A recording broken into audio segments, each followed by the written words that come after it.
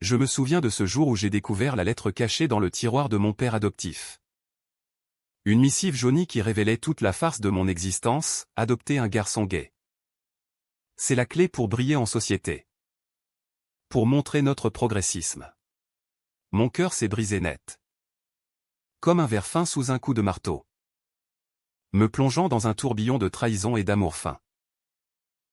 Et pourtant. Au milieu de cette tempête, Hugo est apparu. Un phare dans la nuit parisienne. Me forçant à affronter non seulement mes démons familiaux, mais aussi la profondeur infinie d'un sentiment que je n'osais nommer. J'ai grandi dans l'ombre dorée d'une famille qui se voulait exemplaire. À Paris. Dans un appartement haussmannien du Marais. Ce quartier vibrant où l'histoire se mêle à la modernité. Mes pères adoptifs, Pierre et Julien, étaient des figures emblématiques de la communauté LGBT. Pierre, un avocat renommé spécialisé dans les droits des minorités. Et Julien, un artiste peintre dont les toiles ornaient les galeries les plus chics de la capitale. Il m'avait adopté à l'âge de 8 ans. Moi. Amaury. Un orphelin aux origines modestes. Abandonné dans un foyer de province. Nous t'avons choisi parce que tu étais différent. Comme nous, disait-il souvent. Avec ce sourire poli qui masquait si bien leurs ambitions. Mais la lettre que j'avais trouvée ce soir-là, enfouie sous des papiers officiels, changeait tout. Elle datait de l'époque de mon adoption. Un échange entre Pierre et un ami influent, c'est parfait pour notre image. Un enfant gay dans une famille homoparentale. Cela nous propulsera dans les cercles progressistes. Imagine les dîners. Les interviews. J'ai relu ces mots plusieurs fois. Assis sur le parquet ciré. Le cœur battant la chamade. Étais-je donc un accessoire? Un trophée pour leur ego? La rage montait en moi. Mêlée à une tristesse abyssale. Comment avais-je pu être si naïf? Dès mon adolescence. J'avais senti cette différence en moi. À 14 ans. Lors d'une fête scolaire au lycée Henri IV. J'avais embrassé un garçon pour la première fois. Un baiser volé derrière les vestiaires. Chargé d'une excitation interdite. Pierre et Julien m'avaient encouragé. Me disant que c'était normal. Que notre famille était un havre de tolérance. Mais maintenant. Je voyais clair, leur soutien n'était qu'une façade. Ils organisaient des soirées où ils me présentaient comme un autre fils. Fier de son identité. Et les applaudissements pleuvaient. J'étais leur billet pour la reconnaissance sociale. C'est à l'université. À la Sorbonne. Que j'ai rencontré Hugo. Il étudiait la littérature. Avec ses cheveux noirs en bataille et ses yeux marrons qui semblaient percer les âmes. Nous nous étions croisés lors d'un séminaire sur Proust. Et son rire franc avait illuminé la salle. Amaury. C'est un nom qui évoque la noblesse perdue, m'avait-il dit. En me tendant un café après le cours. Notre amitié s'était nouée rapidement. Autour de promenades le long de la Seine. De discussions passionnées sur l'amour et l'identité. Hugo venait d'une famille conservatrice de Lyon. Qui l'avait rejeté quand il avait avoué son orientation. Ils m'ont dit que j'étais une honte, confiait-il un soir. Assis sur un banc du jardin des Tuileries. Les larmes aux yeux. Je lui ai caché mon secret familial au début. Par peur de le perdre. Mais l'attirance grandissait. Inexorable. Un soir d'automne. Sous la pluie fine qui lavait les rues de Paris. Nous nous sommes embrassés pour la première fois. Près du pont des Arts. Ses lèvres étaient douces. Son étreinte protectrice. Je t'aime. Amaury, murmura-t-il. Et pour la première fois. Je me sentis entier. Pourtant. L'ombre de mes pères planait. Ils avaient commencé à me critiquer subtilement, tu passes trop de temps avec cet Hugo. Concentre-toi sur tes études. Sur notre image familiale. Je sentais la jalousie poindre. Car Hugo et moi formions un couple qui attirait les regards. Plus authentique que leur union polie. Les conflits s'intensifiaient. Lors d'un dîner chez des amis influents, Pierre m'avait présenté comme notre réussite. Mais quand j'ai osé parler de mes propres aspirations au devenir écrivain pour raconter les histoires invisibles des LGBT où il m'avait coupé, ne vole pas la vedette. Amaury. Nous t'avons donné tout ça. La soirée s'était terminée en dispute. Julien tentant de calmer les esprits avec son sourire faux. Rentré chez moi. J'ai pleuré dans les bras d'Hugo. Lui avouant enfin la lettre. Ils m'ont adopté pour briller. Et maintenant que je commence à exister par moi-même. Ils veulent m'éteindre, sanglotai-je. Hugo m'écouta. Son visage marqué par l'empathie. Nous allons affronter ça ensemble, promit-il. Mais je ne savais pas encore que ce n'était que le début d'une spirale de trahison. Pierre et Julien, sentant leur contrôle s'effriter, commencèrent à semer le doute. Ils invitèrent Hugo à dîner seul, lui glissant des insinuations sur mon instabilité émotionnelle, héritée de mon passé d'orphelin. Amaury est fragile. Il a besoin de nous, disait-il. Hugo, loyal, me rapporta tout. Mais une graine de méfiance avait été plantée. À mesure que notre relation s'approfondissait, les tensions familiales atteignaient un point de non-retour. Un soir, lors d'une exposition de Julien à la Galerie Lafayette, je surpris une conversation entre mes pères, ils volent notre lumière. Si on le laisse faire, notre réputation en pâtira. Mon sang se glaça. Étais-je donc une menace? Cette nuit-là, je décidai de confronter. Pourquoi m'avez-vous adopté, hurlai-je dans le salon. La lettre à la main. Pierre blêmit. Julien détourna le regard. C'était pour le bien de tous, balbutia Pierre.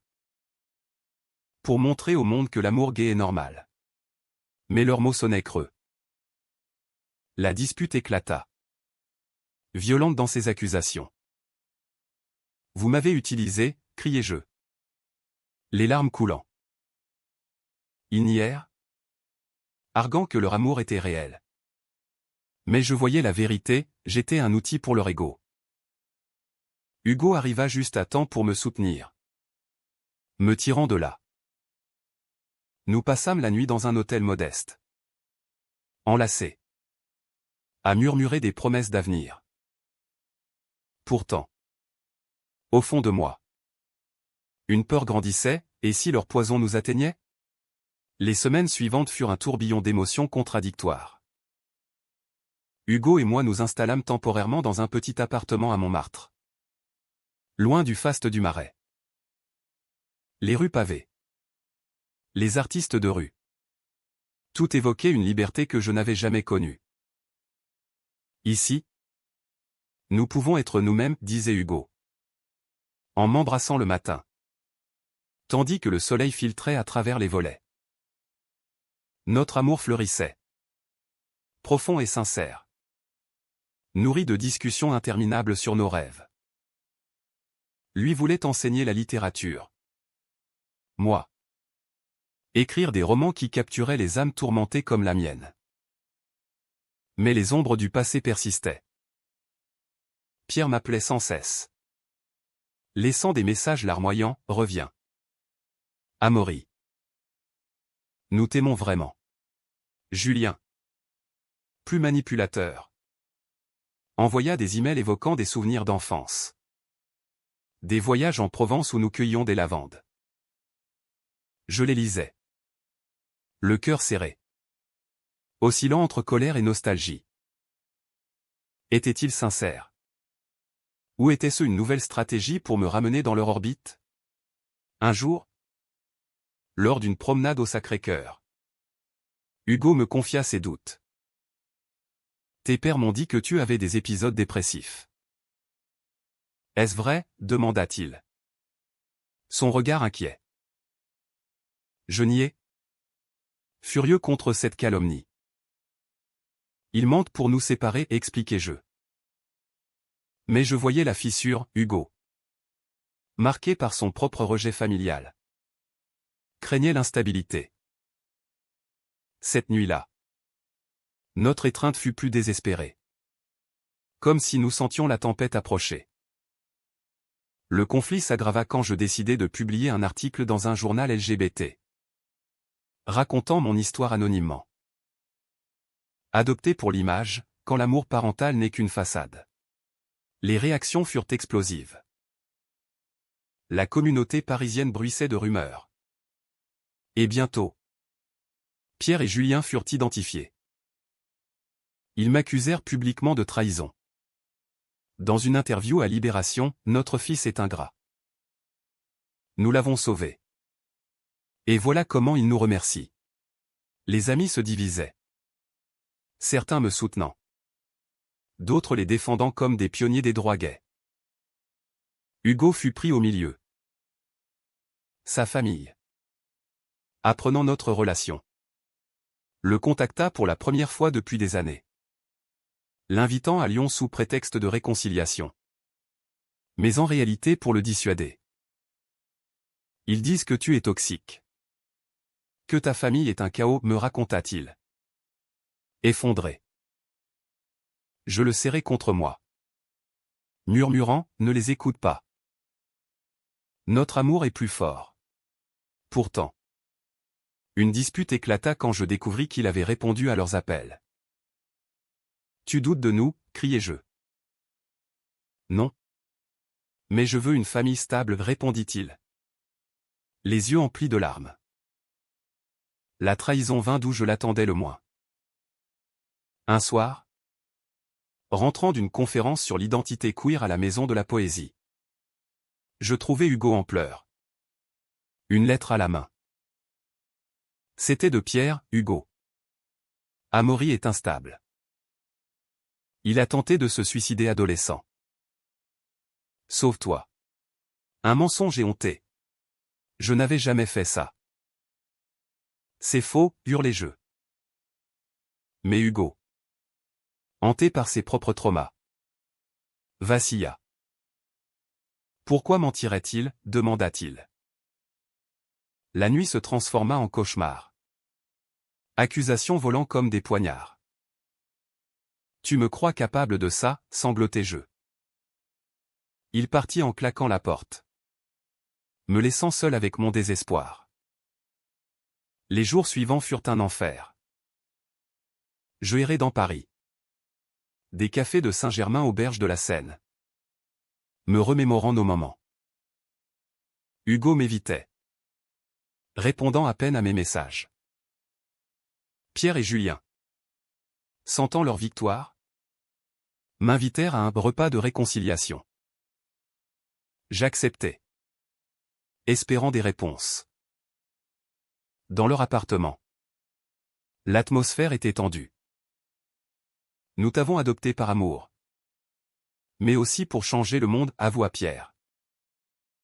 Julien ajouta, quand tu as commencé à briller seul. Nous avons eu peur de l'ombre. Leur confession était un mélange de sincérité et d'égoïsme. Me laissant plus confus. Mais le vrai choc vint quand j'appris que Julien avait contacté Hugo en secret. Lui offrant de l'argent pour partir.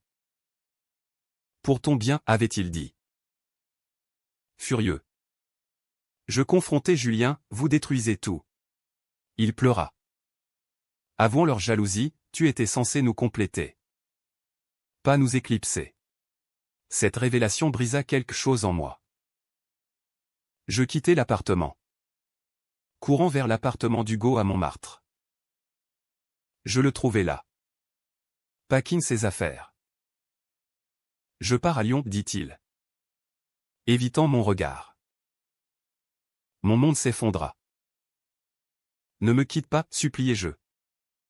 Tombant à genoux. Nous nous embrassâmes dans un élan de passion désespérée. Mais il se dégagea. J'ai besoin de temps, murmura-t-il. Seul dans la nuit parisienne. Je me sentis brisé. Comme si toute ma vie n'était qu'une illusion. Pourtant, au fond de ce gouffre, une étincelle persistait. J'écrivis frénétiquement, transformant ma douleur en mots. Mon premier roman naissait. Un récit d'amour et de trahison dans le monde LGBT français. Peut-être était-ce ma façon de reprendre la lumière qu'ils avaient volée. Les mois passèrent comme un brouillard épais sur la Seine. Hugo était parti à Lyon. Et mes tentatives pour le contacter restaient vaines. Je m'immergeais dans l'écriture. Cloîtré dans un studio loué à Belleville. Un quartier multiculturel où les voix du monde se mêlaient à ma solitude. Mon roman avançait. Page après page. Déversant les secrets de mon adoption. Les joies et les peines de notre amour. L'amour éclipsé. Tel était le titre provisoire. Un hommage amer à la lettre qui avait tout changé. Pierre et Julien, de leur côté, tentaient de reconstruire leur image. Ils participèrent à des conférences sur la parentalité homoparentale, présentant leur histoire comme une leçon d'humilité. Nous avons commis des erreurs. Mais l'amour triomphe, disait-il aux médias. Hypocrisie pure. Pensais-je, en lisant les articles. Pourtant, une partie de moi aspirait à la réconciliation. Étaient-ils vraiment des monstres? Ou des victimes de leur époque? Ou la visibilité LGBT était une arme à double tranchant? Un appel inattendu brisa ma routine. C'était la mère d'Hugo. Une femme austère que je n'avais jamais rencontrée. Hugo est malade, dit-elle d'une voix tremblante. Il parle de vous sans cesse. Mon cœur bondit. Malade? Je pris le premier TGV pour Lyon. Le paysage défilant comme un film accéléré. À l'hôpital. Je le trouvais pâle. Affaibli par une pneumonie aggravée par le stress. Amaury, murmura-t-il en me voyant. Ses yeux s'illuminant. Nous parlâmes des heures. Vidant nos cœurs. Tes pères m'ont manipulé. Mais j'ai été faible, avoua-t-il.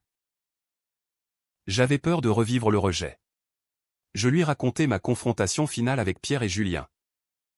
Leur aveu de jalousie. Ils m'ont brisé pour ne pas perdre leur éclat, dis-je. Hugo serra ma main, mais tu brilles plus fort seul. Cette nuit-là. Veillant à son chevet. Notre amour renaissait. Plus profond. Forgé dans l'épreuve. De retour à Paris. Je décidai d'affronter mes pères une dernière fois. Nous nous rencontrâmes dans un café du quartier latin. Sous les arcades chargées d'histoire. Pourquoi avez-vous menti à Hugo? Demandai-je calmement. Pierre baissa les yeux, par peur. Tu étais en train de devenir ce que nous avions toujours voulu être, libre. Julien ajouta, nous t'aimons. Amaury. Mais notre ego nous a aveuglés. Leurs mots touchèrent une corde sensible. Pour la première fois. Je vis leur vulnérabilité. Des hommes qui avaient lutté pour leurs droits dans une France encore conservatrice. Mais le pardon n'était pas immédiat. J'ai besoin d'espace, dis-je. Ils acquiescèrent, promettant de changer. Hugo, guéri, revint à Paris. Nous reprîmes notre vie. Plus prudents. Plus unis. Nos promenades reprirent. Des buts de Chaumont au marché de rue. Où nous achetions des fromages et des vins pour des dîners intimes. Nous construirons notre propre famille, promit-il un soir. Sous les étoiles. Pourtant. Un nouveau conflit surgit. Mon roman fut accepté par un éditeur. Et les extraits publiés en ligne déclenchèrent une tempête. Pierre et Julien furent dépeints sans phare. Et la communauté se divisa, certains les accusaient d'hypocrisie. D'autres me traitaient d'ingrat. Des menaces anonymes arrivèrent, me rappelant les dangers de la visibilité. Hugo, protecteur, insista pour que je modifie les noms. Ne risque pas tout, supplia-t-il. La crise culmina lors d'une soirée de lancement anticipée. Dans une librairie de Saint-Michel. Pierre apparut. Inattendu. Le visage marqué. Arrête ça. Amaury. Tu nous détruis. La salle retint son souffle. Vous m'avez détruit d'abord, répliquai-je. La voix tremblante. Hugo intervint. Défendant notre vérité. La dispute attira les médias, transformant l'événement en scandale. Effondré. Je rentrai avec Hugo, doutant de tout. Ai-je raison, demandai-je. Il m'embrassa, oui. Car c'est ta vérité. Cette nuit-là, nous fîmes l'amour avec une tendresse infinie. Nos corps entrelacés comme des âmes fusionnées. Mais au matin, une lettre anonyme glissait sous la porte, tu paieras pour avoir volé la lumière. La peur s'installa. La menace anonyme n'était que le début. Des appels nocturnes. Des emails haineux, traître à ta communauté. Je soupçonnais des alliés de Pierre et Julien. Mais sans preuve. Hugo, alarmé, suggéra de déménager en province. Peut-être à Aix-en-Provence. Où l'air embaumait la lavande et la tranquillité. Loin de ce chaos, dit-il. Mais je refusai, fuir signifierait abandonner ma voie. Mon roman sortit enfin. Acclamé par certains comme un cri libérateur. Critiqué par d'autres comme une vendetta personnelle. Lors d'une interview à France Inter. Je parlais ouvertement, l'amour gay n'est pas un trophée. C'est une réalité humaine. Avec ses failles. Pierre réagit publiquement. Avouant ses erreurs dans une lettre ouverte, nous avons utilisé notre fils pour notre gloire. Pardon? Amaury. Julien suivit. Démissionnant de son poste dans une association LGBT. Cette confession publique changea tout. La communauté, divisée, commença à guérir. Des débats s'ouvrirent sur l'adoption et l'ego dans les familles homoparentales. Hugo et moi fûmes invités à des panels où nous partagions notre histoire. Main dans la main. L'amour triomphe quand on affronte les ombres, disais-je. Pourtant, les cicatrices persistaient. Un soir, lors d'un dîner avec Pierre et Julien, notre première tentative de réconciliation, les tensions ressurgirent. Tu nous as humiliés, accusa Pierre. Et vous m'avez brisé, répliquai-je. Hugo, médiateur, proposa, construisons sur les ruines. Julien pleura.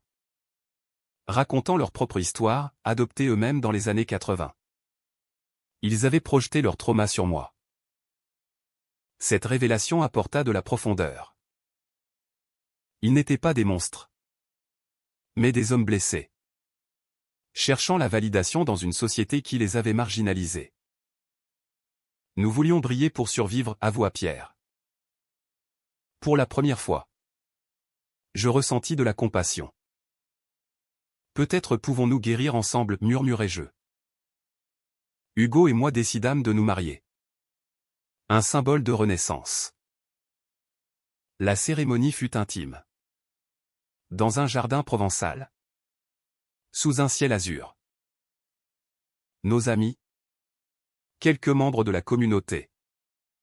Et même Pierre et Julien étaient là. Je te promets une vie authentique, jura Hugo, glissant l'anneau à mon doigt.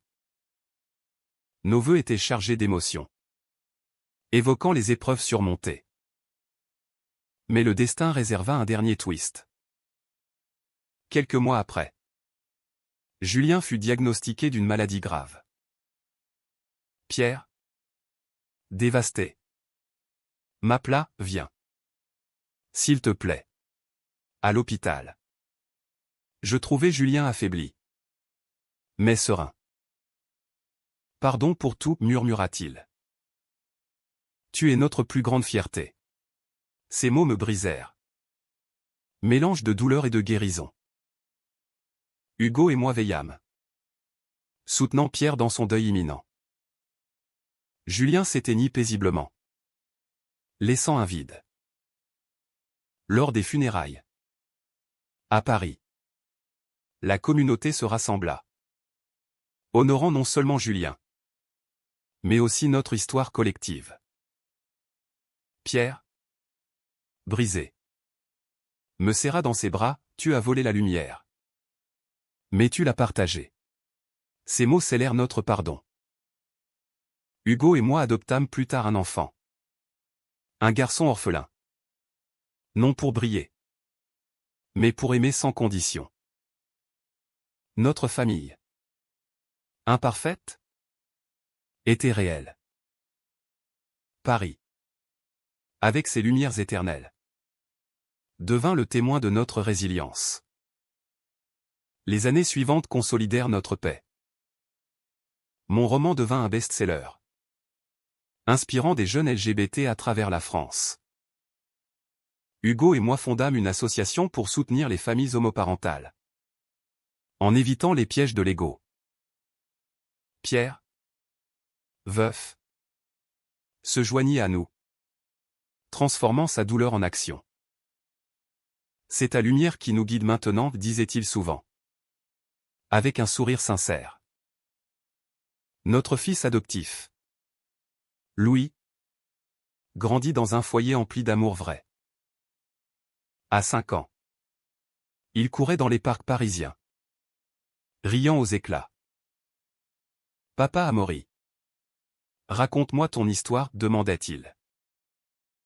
Je lui narrais des versions édulcorées, soulignant les leçons, l'amour est une quête, pas un trophée. Hugo et moi, plus unis que jamais, affrontions les défis quotidiens. Des disputes surgissaient sur l'éducation, les finances, mais elles étaient résolues avec empathie, fruit de nos épreuves passées. Un soir d'anniversaire, sur la tour Eiffel illuminée, Hugo me surprit avec un renouvellement de vœux. Malgré les ombres, tu es ma lumière, déclara-t-il, les yeux brillants. Notre baiser, sous les étoiles, c'est là une éternité. Pourtant, des échos du passé persistaient. Une lettre anonyme réapparut un jour. Mais cette fois, je l'ignorais. Nous sommes plus forts, dis-je à Hugo. Pierre, vieilli, confia ses mémoires. Avouant tout, j'espère que cela aidera d'autres. Sa vulnérabilité nous unit définitivement. La France évoluait, avec des lois plus inclusives. Mais les luttes continuaient. Notre histoire devint un symbole, enseigné dans des séminaires sur l'identité. Je publiai un second roman, dédié à Julien, des ombres à la lumière. Un hommage à la rédemption. Au crépuscule de nos vies, Hugo et moi nous promenions toujours le long de la Seine, main dans la main. Regarde comme nous avons brillé ensemble, murmurait-il.